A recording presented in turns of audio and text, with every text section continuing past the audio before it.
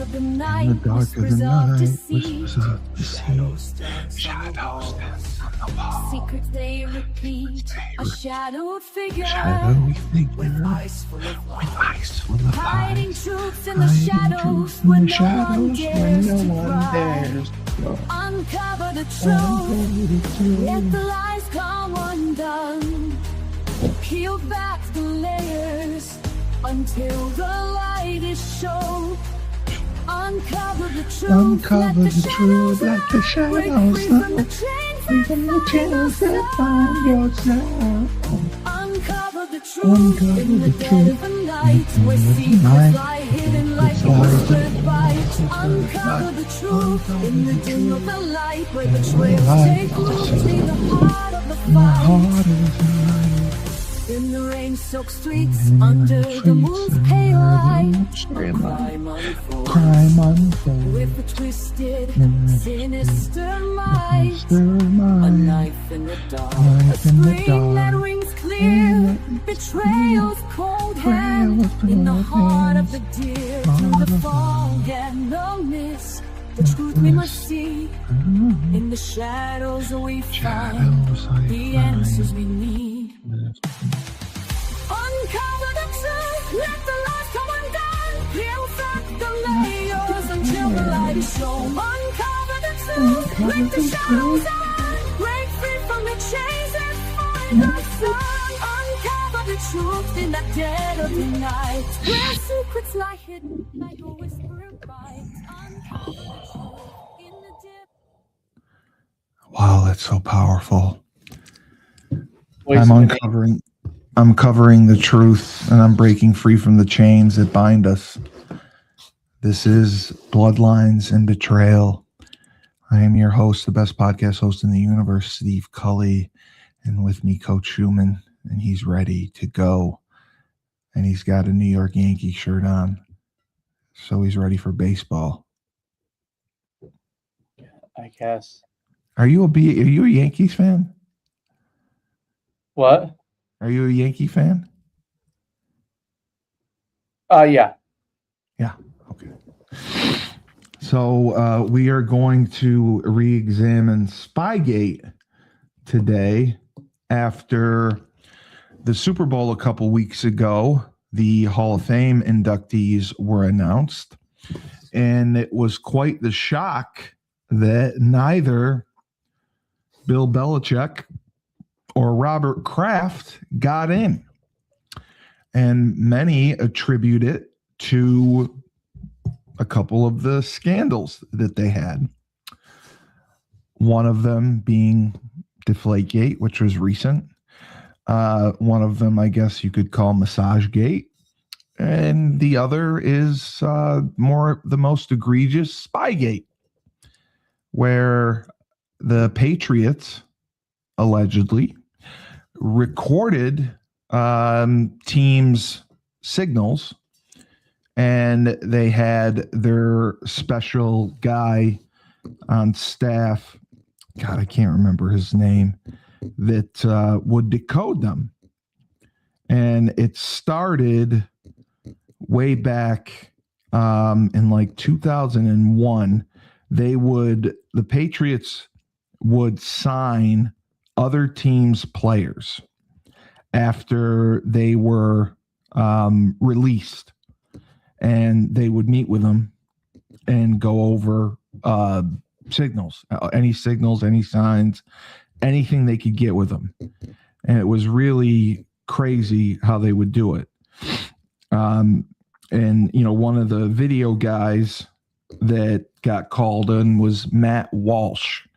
He was with the team since 2001. He was a video assistant. He was fired after the 2002 season, where he was a scouting assistant, and indicated days before the Super Bowl that he had information regarding the Patriots' actions, but had kept it secret. And if he never went public, people didn't even know about him. And this was in regards to taping the Rams walkthrough at the Super Bowl, which was pretty crazy. And he would not come in and talk to NFL officials or anything. He had to, his lawyers got him like an immunity deal. He actually signed an NDA with the Patriots when they terminated him, which I also thought was crazy. And that was his fear about coming forward, was being bound by confidentiality. But it was the New York Times and ESPN who found him, not the NFL. And once he was reported, he was in Hawaii, like teaching golf, which was amazing. And he got called in, and he is the only one that was able to present like the videotapes. So what's crazy about it is the story broke Super Bowl week. It was remember the Patriots had that crazy 2007 season. Tom Brady threw for like 50 touchdowns. They had Randy Moss, Wes Welker. They were going for the 18-0 record, second team ever to be undefeated. And they were playing the Giants. That was a great team. Yeah, they were unbelievable. They were unbelievable. But so this kind of got exposed. It was. What happened was, and it's funny because it was Belichick's own former staff member, if you recall, Eric Mangini, who was the head coach of the Jets at the time. He alerted security at the Meadowlands to the new practice, to what the Patriots do. So they beefed it up, and they had, what they would do is they would have someone with a shirt on that said like NFL Films or whatever, and they would go and they would film up in the press box. They would try to film other teams' signals. So the Patriots got caught by the Jets on September 10th, 2007. Because Mangini was smart. NFL security confiscated the video camera used by video assistant Matt Estrella, who was basically, his job was to film signals during the game. And it was, again, Mangini who reported it, that, you know, the Patriots were taping from the sidelines. They were taping from up top. And Mangini, you know, he kind of walked it back a little bit later. And he said, you know, I didn't think it was any kind of significant advantage, but I was not going to give them the convenience of doing it in our stadium. And I wanted to shut it down. But there was no intent to get the league involved. There was no intent to have the landslide that it has become. Now, that I think is complete bullshit, because he had a tumultuous exit, if you remember, from New England. You know, Belichick was really sad to see him go. Now, I've always been on the side, and as a coach, you know, I tend to know what's coming. You know, if you do your film study, down and distance, blitz study, you know what you're going to see. You know what the look is. You know who's going to come. So signals to me, like, I don't know that it would give me the greatest advantage, because you would already know what's coming half the time. You know, I know teams install wrinkles here and there, but I mean, would you personally have a huge advantage with it? If you knew defensive, I mean, obviously defensive. I think there's an advantage to it. Certainly an advantage to it. But I remember coaching at Holy Cross. I knew what down the opposing team's blitz down was. I knew what their top blitzes were. And, I always would prepare for a couple wrinkles or a couple adjustments that I think they could throw in and add. Like I can never say that I was surprised looking at their defense. Now, offensively, our defense would be surprised when they would add in a certain play or a certain formation that we had not seen. But other than that, for me, I never thought it was a huge deal because 9 times out of 10, I knew what the hell was coming anyway. I knew the front, I knew the coverage, I knew the blitz. So, and it was all, usually based on field position. The red zone, backed up, midfield. I mean, you could tell, if you're on the -30 and it's 3rd and 8 or 2nd and 8, you knew what their blitz down was. And you knew what blitzes they ran. I mean, teams usually ran a handful of blitzes. Right. And you knew what coverage they played. Every team that we played was zone coverage. They would play 3 under, 3 deep, or if they brought everyone, they'd play 3 under, 2 deep. So it wasn't anything that I thought was crazy, but it really pissed off everyone in the NFL because the NFL bylaws basically said communications or information gathering equipment other than like the still shot cameras or field telephones shall be prohibited, including electronic devices that might aid a team during the playing of the game, which I find humorous now because if you watch any college game, any NFL game, when teams come off the field, you see them on the tablets and they watch the actual video of the games. It's not we used to see them with the still shots of the fronts and everything. Well, if you know a call's coming, if you know a play's coming by a set, it is a huge advantage. You could hedge your bet. So I agree. All a petty thing to go after them. It was no different than the Michigan thing, like when that happened with Hardball's crew. Right. But I think it was more the owners and the coaches went batshit crazy. Yeah. And I think it had a lot to do with jealousy because the Patriots were winning. So they attributed it to the videoing.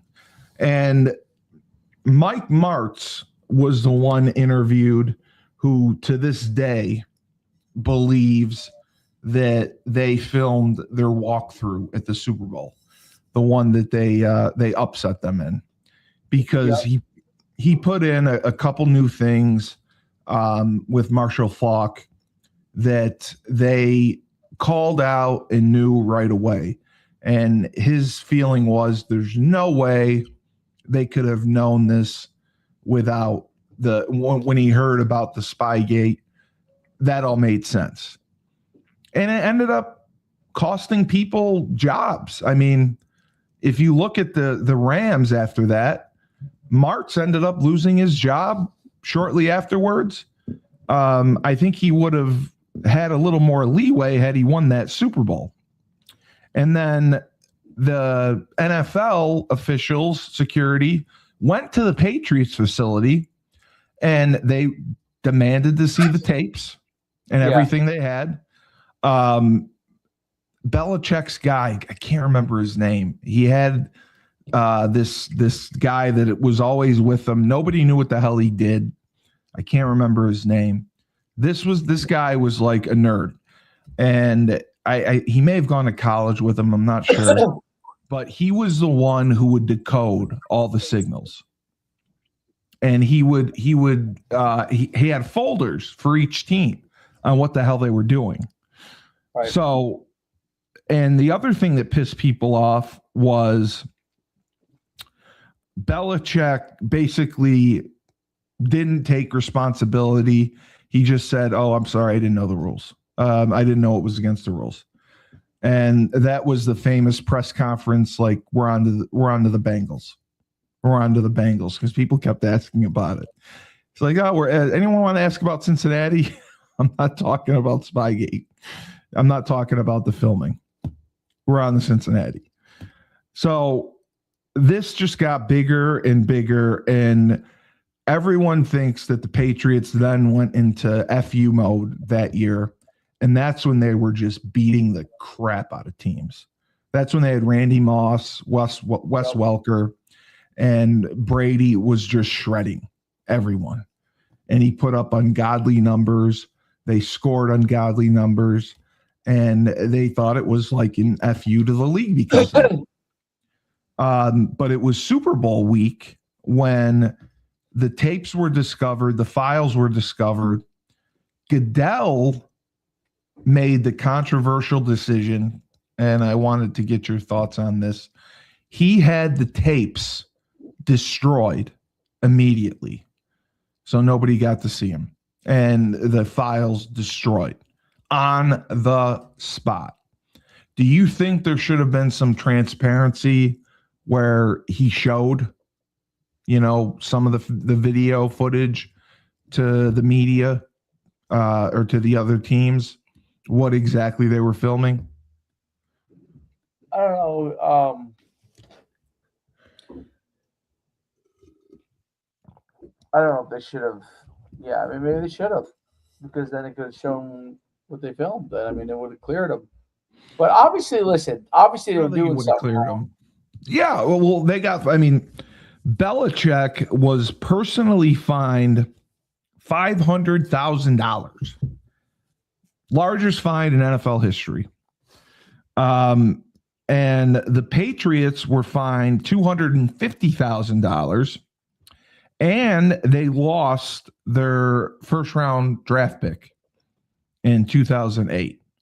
So that tells me that it had to have been bad, right? For them to get, for Belichick to personally get fined that much, for the Patriots to get personally fined that much, and to lose a draft pick. It could not have been like something simple. It had to have been like sophisticated as it has been described. Right. Do you agree with that? I don't know if it was sophisticated. I mean, they got caught pretty easily. Well, they got caught because Mangini worked for them, and he ended up having a cold relationship with Belichick upon his leaving and going in conference to the Jets. And Mangini covers the final phase of the 2026 winter transfer portal cycle, detailing the top remaining prospects and the programs vying for their commitments before spring practices conclude. News expansion. Top available portal prospects enter final. Sorry. I've done that as well. I know the top portal prospects still available. I have a list. Yeah, I have a list of guys that are still available that could definitely play. And where did you get those guys? Off the portal intel program, of course. There you go. It's the best program around. Does everything from high school to college gives you social media, anything that they've posted, and then it gives you players who would best fit certain schools, which is even more amazing. You can type in quarterback fits for Syracuse, and it'll give you that, which I always thought was amazing. And then you can type in for high school, state by state, school by school, position, and it lists it for you however you want it. You can have it by the star rating. You can have it done alphabetically. So I have been using it quite a bit, and the searches are phenomenal, and the profile the way that it breaks down each player is next level. I mean, it's everything that coaches look for. So I have spent a lot of time with it. Phenomenal. But yeah, so afterwards, it wasn't until April, Matt Walsh received basically immunity and indemnity agreement by the NFL, and he provided evidence that clarified the scope of the team's activities. He was the only one who had the actual film that he saved of what they taped between 2000 and 2002. And this confirmed that they filmed signals, and it was a long-standing operation, and it was prohibited. Now, the Boston Herald alleged that there was, because they destroyed 8 tapes, there was a 9th tape showcasing the Rams' private practice before the Super Bowl, the walkthrough. And Goodell explained that he was present during the Rams walkthrough to help set up equipment, that no recording of the practice was ever made. But to this day, we don't know, because Walsh could not substantiate the existence of the actual walkthrough tape. Right. And no further penalties were leveled against the Patriots. And the Herald actually ended up apologizing and retracting the original story of the alleged walkthrough incident. So Belichick, I mean, he kind of danced around it. The only thing he did say was, I apologize to everyone that this affected. And Right. he claimed that he misinterpreted the rule. So it's not like he denied doing it. He did it. He just said he misinterpreted it. And that's what I think is crazy. And I don't think the penalty would have been so severe if Goodell didn't think that it may have affected outcomes of games. Right. So that's my thing. Jimmy Dave Johnson was mad at it. Oh, there were a lot of people. Jimmy Johnson claimed this is exactly how I was told to do it 18 years ago by a Kansas City scout. I tried it, but I didn't think it helped us. He also said Bill Belichick was wrong because he videotaped signals after a memo was sent out to all teams not to do it.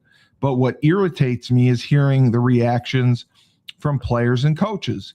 These players don't know what the coaches are doing. And some of the coaches have selective amnesia, because I know for a fact there were various teams doing this. That's why the memo was sent to everybody. That doesn't make Belichick right, but a lot of teams are doing this. So he basically claimed that it's common knowledge that other teams were doing this as well. Yeah. The Patriots were the only ones that I guess had success off of it with a sophisticated system. And the question is, do you think Spygate diminished what they accomplished? Winning they won the 2 Super Bowls, 2 or 3 Super Bowls from 2000 to 2007. Would you clarify it as being? Yeah, I don't think so either. I don't think so either. Now, do you think that the players knew about it? Because the players the players that were interviewed said they had no knowledge of it, like Richard Seymour, Rodney Harrison. Who knows, to be honest. I mean, they might have suspected, they may not have known per se. So do you think that this played a factor in Belichick not getting in the Hall of Fame? I think so, because I think the reporters wanted to stick it to him. I think also they don't like him. I agree with that.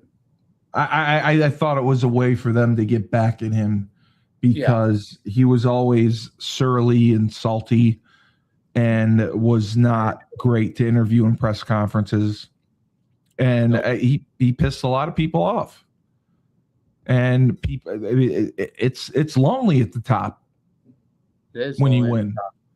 When you win, it's lonely. I mean, 100%.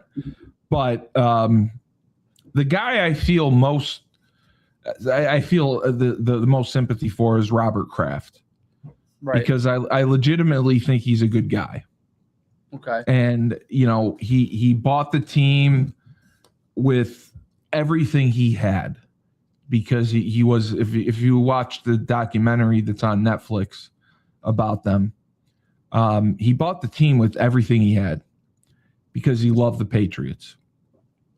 And him being 84 years old, losing his wife, not getting in the Hall of Fame. I remember that. I think it's just a miscarriage of justice. I think that he absolutely deserved to get in. But I do think the Hall has to change how the voting structure is, because guys like Belichick and Kraft should not be included in the senior members club like Roger Craig was this year. It was Roger Craig and like L.C. Greenwood. They were all grouped together. And the reporters' justification was, well, the players aren't going to have another opportunity. I mean, this was their last chance to get in. The Belichick and Kraft are going to have more opportunities. That was their justification. But when they read the rules for Hall voting, they say vote for the best person. So I think if you go off that, there's no question that they should have gotten in, or at least one of them, right? Yeah, I mean, I can't believe that they didn't get in. I mean, I don't know. To me, it's such a slap in the face to the greatest coach in NFL history. Yeah, I mean, he is right around passing George Halas on the wins record. And then, he's the closest, I think, that will ever get to breaking Don Shula for the all-time wins record.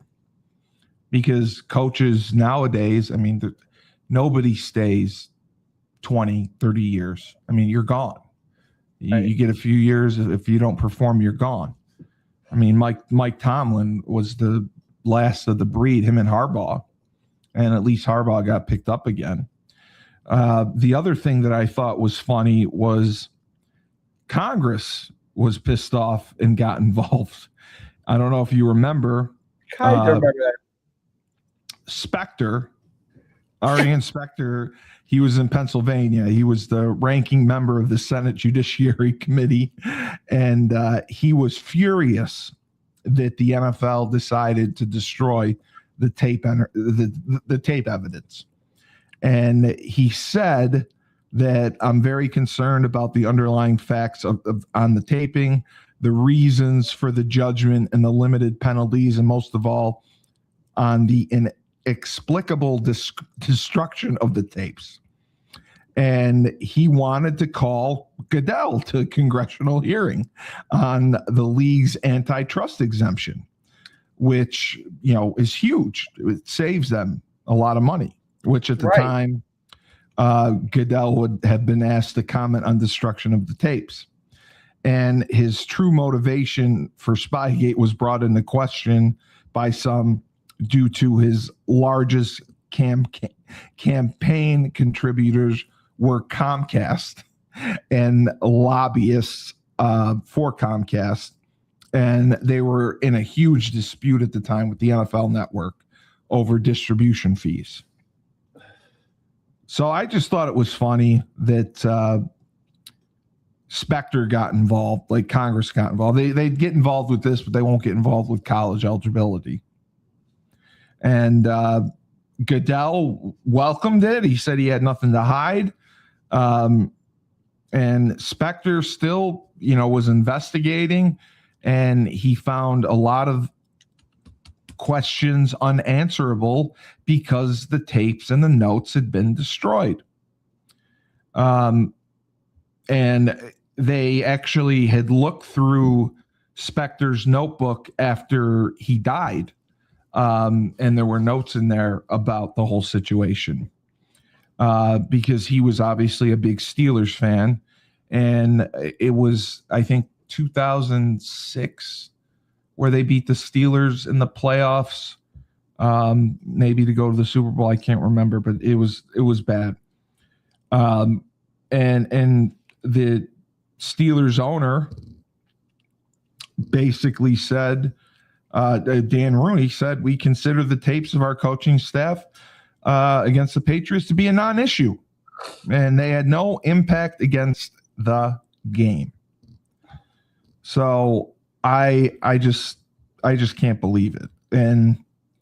But I do believe that it would be difficult to diagnose. Maybe Michigan worked it out better, where they were able to get the signals and then get their calls in faster to diagnose what was coming and have the right call for it. But I just think it's hard. Like there's 35 seconds on the play clock. Something is sent in. You have to be sure that, they're running this. They're running a screen pass. They're running a draw. They're running a deep route. We need to do this. And getting the right call in and hoping that you're right. Because I know that teams ended up screwing with the Patriots and changing their signals before games because they were so worried about it. Right. And the other craziest thing, there were lawsuits filed. Former Rams safety Willie Gary filed a $100 million lawsuit in New Orleans against the Patriots, Belichick, and Kraft, seeking compensation for the Rams' loss. It was a class action suit, and it ended up being thrown out. And then Carl J. Mayer, a Princeton, New Jersey lawyer with Jets season tickets, filed a $184.8 million lawsuit against Belichick. The damages represented the cost of tickets for Jets and Patriots games at Giant Stadium during Belichick's tenure as coach. And the charges have obviously got dismissed. But today, it still goes on.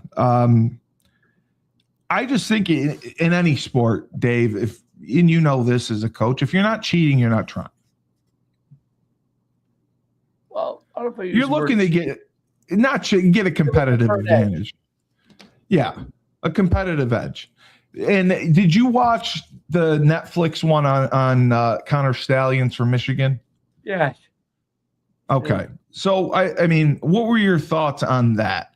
I mean, he admitted to doing it, but he said that he legally was using tapes of signals from the TV copy he could see. But, I mean, he also had people filming, friends going to games and videotaping with their phones. And he would be able to decode them and put two and two together. And if you watch the film, he's always on Harbaugh's side or the OC side or the DC side. Do you think that he had an impact? Because even after they were suspended, even after they left, Michigan still rolled. Right. Well, for a little while they rolled. Well, they won the national championship. Correct. That's why I'm saying, do you think that it had an impact on that? It might have. I don't know. It's hard to know. It's hard to measure. Unless you actually saw the film. Yeah. Do you remember if you get a couple of plays and you get tipped off, you get a pick or something, there's a huge advantage. Of course. Do you remember seeing, because ESPN did show the tapes that Matt Walsh had. And he had, tapes of coaches just doing signals. I don't know. But that's all it was. I've never seen it. Okay. He was the only one who kept kind of a witch hunt. I'm sure there was some truth behind it, but did it affect the outcome? I don't know. And, Goodell met with Walsh as well, as we talked about. And he basically held a press conference and he said the same thing, that no new information. Everything on the film was what we saw. And nothing to see here. Nothing to see here. Yeah. And what he also said was against league rules. They used the player on IR during practice in 2001.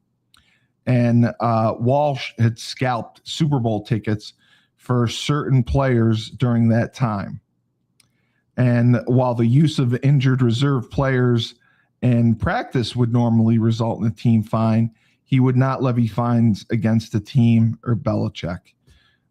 So he was using players on IR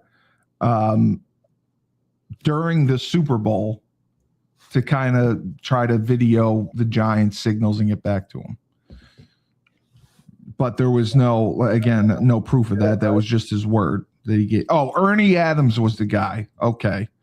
Ernie Adams was the football research director. He was the guy that all the players on the team had no idea what the hell he did. And that was his job.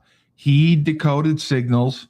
He met with players who were brought in from Patriots opponents and would get all as much information as he could from them. He was the one who put together the sophisticated files on every team. And then he got on a spaceship and he went to Mars. And that's where he lives now. He lives on Mars. He's friends with aliens. And he's doing really well. He found a way to cook. I think he found water on Mars, actually. So it's been a few years. He's lived on Mars and he plays golf. The terrain on Mars is difficult, but he's able to play golf. He's happy. He met a Martian, married her. They have 2 kids now. Schooling's tough though up in Mars. There's not a lot of options for where they can go. They're working on it. They're picking up the sports there too. Football's big. Baseball, because you can hit a baseball a mile, and golf, really big at Mars. And that's one of his pastimes, and he's been in Mars for probably about 10 years now. And he's made a nice home for himself, and they're very happy there. And I think it was great that he made the decision to go. It couldn't have been easy, but he took the chance. He got on the shuttle and he went to Mars. And he is happily married to a Martian, and they have Martian kids, and they go to school. One of them is graduating, and they're going to college at Mars's version of Syracuse. I think he's going on a golf scholarship. They use Martian currency, so it's kind of cool. They have their own currency up in Mars, and it's worked out well. He's gone pretty far. He really took charge and developed. I think he's running for senator up in Mars. They don't really have a good governmental oversight. So Matt is committed to developing strong governmental oversight in Mars. He's the right guy for the job. He knows what he's doing. He's really smart. The Martian daughter, she's a bit of a wild child. She is just roaming the streets, and she finds a lot of other Martian men, and she fornicates with them. And Matt's done all he could to try to help her, and she got hooked on some Martian drugs, and she's gonna have to go to rehab. Rehab in Mars is very, very tough. It's different than here. The Martians are extremely, extremely strict. They come down hard on you, so there's no really give and take. They're just gonna come after you, and it's gonna be tough for her. I hope she's able to get through it. I mean, for a 16-year-old girl to have such a problem on Mars, and the Martian men, they're very attractive, but they're seductive, and she's seductive. So that's why it's worked out. But Matt and his Martian wife have struggled to control her. She's gone to several different schools, but they're at their wits' end. So she's going to end up in rehab, and we'll see what happens. It's just challenging. Yeah.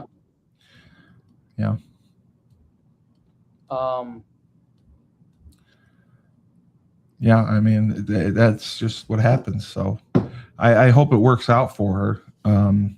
It's going to be a tough road to get back. So I hope she has success. Well, what was the it was ACL? No. She's in rehab for drugs. Yeah. Wait, who is this? Matt Walsh, the video guy, his daughter. Video guy for your show. For the Patriots. No, for the Patriots. Oh, for the Patriots. Oh, I was confused at what you were talking. Okay, I got it now. I got you now. Yeah, you got it now. Okay, yeah. So she's going to rehab. Matt's been at his wit's end. They've tried everything with her, but she's a 16-year-old girl, and she's just insatiable, and it's just a problem. And with the drugs and the men, and they're trying to get her help. I just hope it works out, because it's tough. It's tough when you're there. You're so far from home, and getting through that, it's so challenging. I hope she's able to do it, because it's such a different atmosphere. Yeah. You have no idea what I was talking about. No, I know what you're talking about now. No, what was I talking about? You were just talking about someone who has to go to rehab. Right. Do you know where? No. Okay. I spent the last 5 minutes talking about Matt Walsh, how he lives in Mars right now. He moved to Mars, and he married a Martian, and he had 2 Martian kids, and they play sports up there. And, what's the daughter's name again? The daughter's name is Kim. She's a Martian. Dave, there's no daughter. This is all made up. I made it up because you fell asleep. Oh. I was talking about Mars to get your attention. I Recognized name. I made up a whole story about Matt Walsh. I'll look it up. There is an occupational therapist named Kim Walsh. I made up a story of Matt Walsh. He moved to Mars 10 years ago, and that's where he lives. And he made up Matt Walsh, not the Matt Walsh that does the. That's where I said he is now. I said that he decided to take a mission to Mars, and he lives there. And he married a Martian, discovered water, and he's got 2 kids, 2 Martian kids. One of them is a really good baseball player, and he plays golf, because on Mars you can hit the ball so far. So he's just dominating, and he got a scholarship to a college it's similar to Syracuse on Mars. They're at a different conference, but it's a good one. So that was successful, and Matt is actually running for Senate on Mars because the governmental structure on Mars is just a mess. So Matt's trying to clean things up. He's been there 10 years, so he's got citizenship. And he's really trying to work with the Martians because they have their way of life, and it's challenging. You know, there's not a lot to eat and not a lot of good choices. So, but he's not coming back. And his Martian daughter got in trouble. You know, she was soliciting Martian men, a lot of them, and servicing them. And she got hooked on drugs, and she's Right. going to rehab in Mars, and it's really strict there because the Martians, they don't put up with anything. So I just hope she can get through it. It's going to be challenging. It's going to be challenging.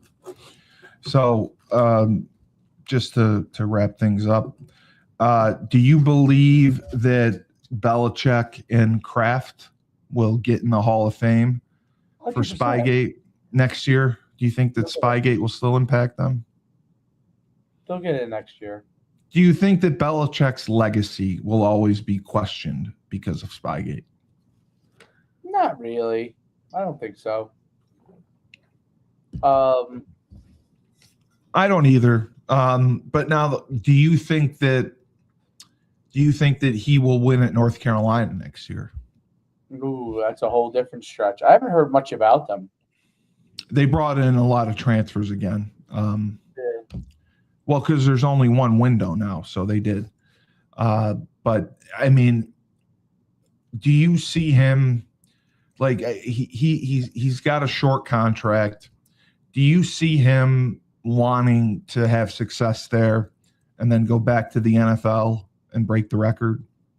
Or do you really think like he would finish up his career there?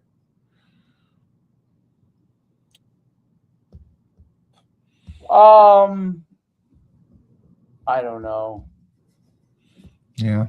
I think if he were to have like a dominant season this year and win 10 games and maybe get attention again from the NFL, I think he would jump back. I think he wants to cement his legacy and at least pass Hallis. And then he's not far off from Shula. I don't believe. So I think that, you know, he's 73 years old. I think that he could coach until he's 80, but I think that he would have to have a really good year this year and then go back to the NFL next year and start winning to have a chance at the record. Right. I don't think he'll stay at North Carolina for 5 years. I honestly think he'll end up either getting fired or he'll leave because I don't think they're going to tolerate him being there if he's not winning. And if I think he wins, I think he leaves Right away. Yeah. Do you think that he would stay? I just can't see him enjoying the college because college coaching is so much different. I can't see him enjoying that. I can't see him relating to the kids. I can't see him doing it long term. I think it was just a rush job, an opportunity that was handed to him, and he took it because he sat out the 1 year, and I think he was miserable because when you're a coach, you're a coach. When you've done it for 40 plus years and you 1 year, you're just done. You don't know what to do with yourself. I mean, he was on ESPN and he showed some of his fun side, but I think he's a coach. I think he wants to go back. I think he wants to cement his legacy. Yeah. I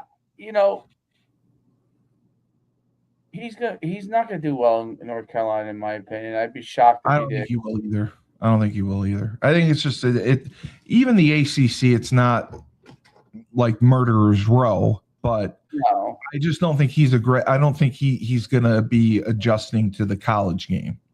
I don't think he'll be good as a college coach, relatable to the kids. I'm sure he won't talk to the parents.